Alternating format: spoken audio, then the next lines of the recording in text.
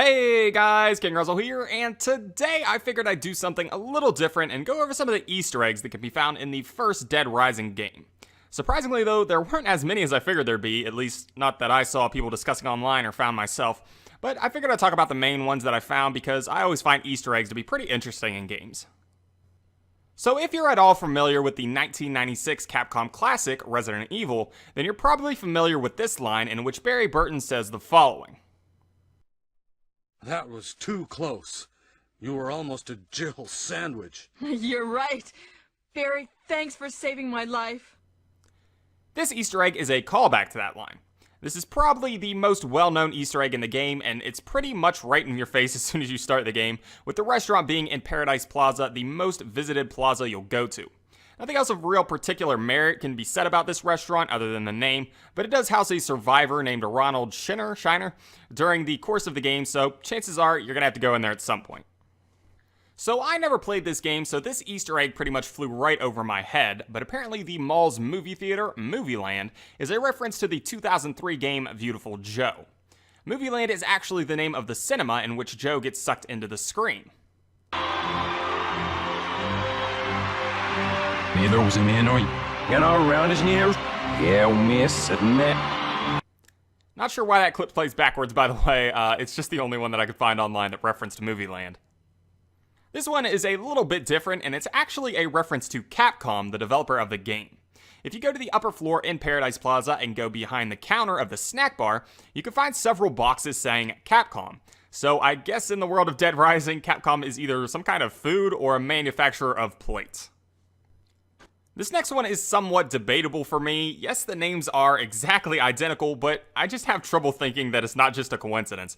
With that being said, the toy store in Paradise Plaza is actually called Child's Play, which could be a reference to the 1988 Chucky the Doll movie of the same name. For the next few Easter eggs, we're going to have to take a look at some of the books of the game. Each store has the same book, so it doesn't really matter which one you go into, but there are 4 particular books that I would say classify as Easter eggs. The first book is titled The Evil Inside, which to me seems like the most debatable if it's actually another reference to Resident Evil or just a coincidence, but if it is a coincidence, it seems like a pretty big one, so I'm going to assume it was intended as an Easter egg. Next up, we have the book Fighting Street, which seems like an obvious nod to another of Capcom's most successful franchises, Street Fighter. This game came out in 1987 to the arcades under the name Street Fighter, but was later ported to the TurboGrafx CD and then later to the Wii U Virtual Console under the name Fighting Street.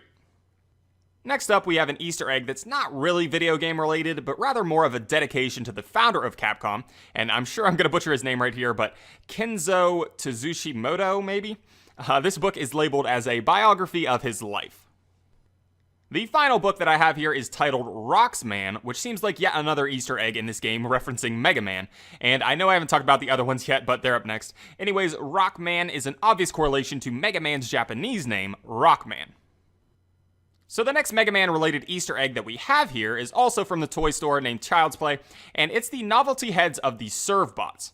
Servbots actually made their first appearance in a game titled Pocket Fighters, at least according to Giant Bomb, which I don't really know how reliable they are, but anyways, since then they've become associated with the Mega Man franchise and have also become a staple in the later Dead Rising games.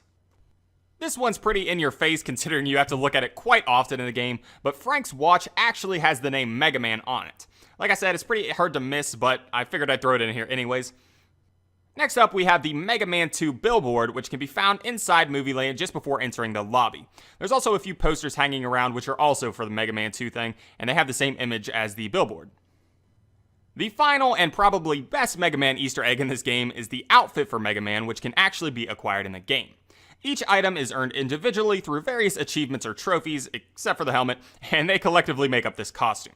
If you want the body, then you're going to have to get the Punisher achievement, which is earned by killing 10 psychopaths. If you want the boots, then you're going to have to get the Unbreakable achievement, which is earned by getting the true ending without getting knocked out. And the helmet can just be found in Movieland in the gift shop. To complete the outfit, I would suggest getting the Mega Buster. There's a weak version of this item which shoots out foam pellets, which can be earned or just grabbed in the Movieland gift shop as well as the helmet.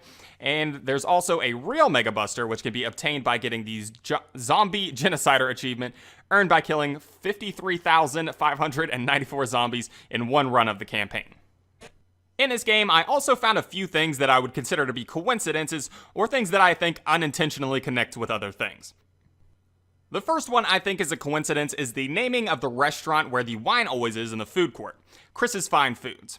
Now, why I think the naming of this restaurant is coincidental is mainly because of the restaurant Jill's Sandwiches is in the game, and that could connect with Chris Redfield also in Resident Evil, so I would think that would have been obvious to Capcom as they were making this game since the two are both restaurants. However, I'm probably thinking too much into this, I have to admit.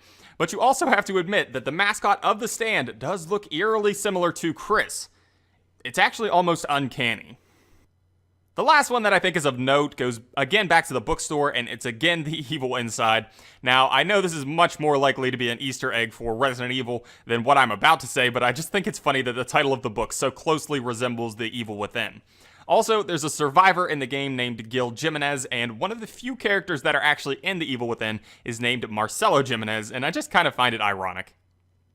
Alright guys, so that is pretty much all the Easter eggs that I found in this game, and I'm sure that I've missed some, so if you guys know of any more, then please leave them in the comments below. I may do more of these videos, I haven't really decided yet. If you guys enjoyed this, then be sure to leave your support, and I'll make sure that I make more. But anyways, I'd like to thank you all for watching this, I hope you enjoyed it, and I hope to see you all in the next video.